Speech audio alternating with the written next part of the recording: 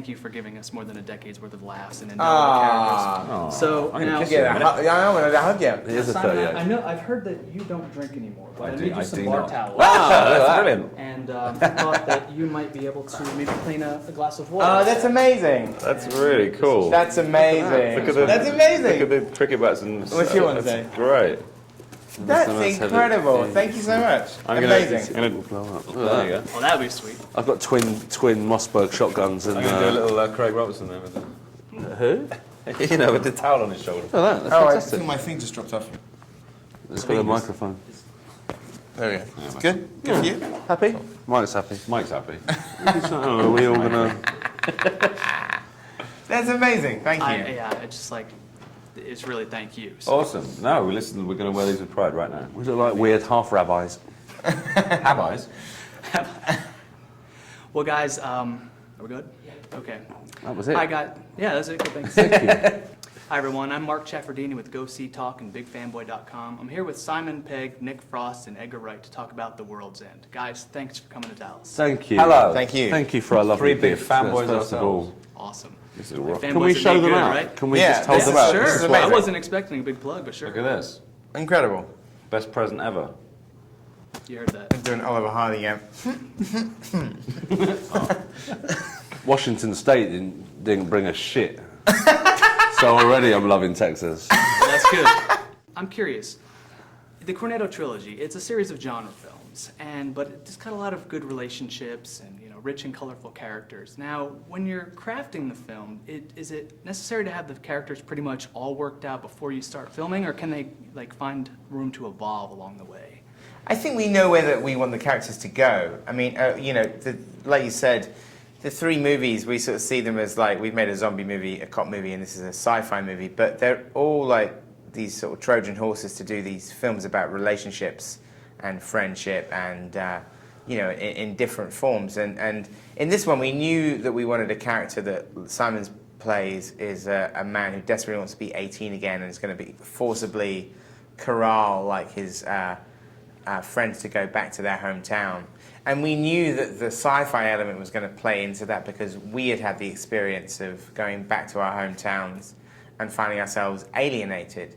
So it wasn't a big kind of jump to kind of do an invasion story, because that's sometimes the part of the bittersweet feeling of going back home, is it's changed without you.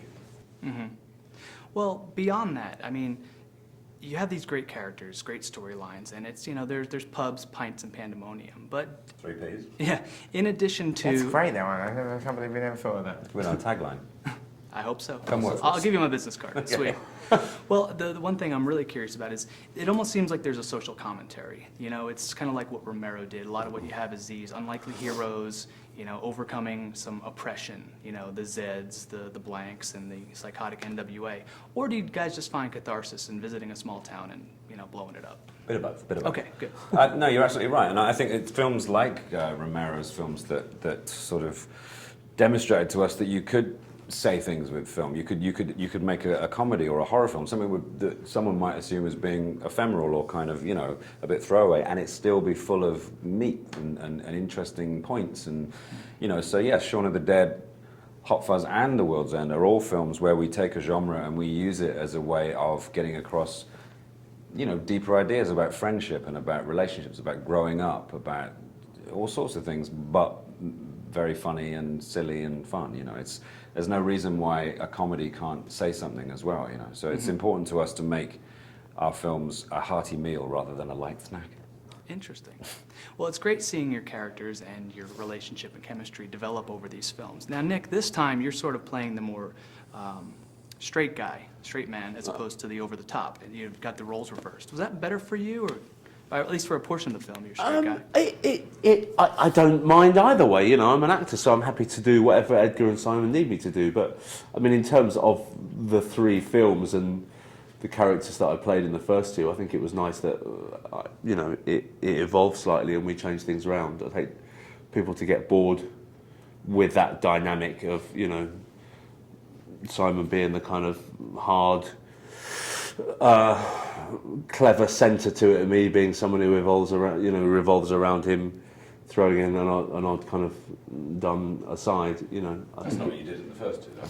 No, but I mean that's what Ed is, isn't he? He's not he's not very focused. He's very, you know. I think this is kind of more like me a little bit as a person to a certain point. But I think that, you know, we kind of have both been Ed and Sean at points, and sometimes, you know, I was Sean and he was Ed, and vice versa. You know, I think we've been a little bit of everything we've played. But in terms of, you know, being a chance to be a hard ass and to kind of you know, have a fight and do these amazing fight choreographies. It was great.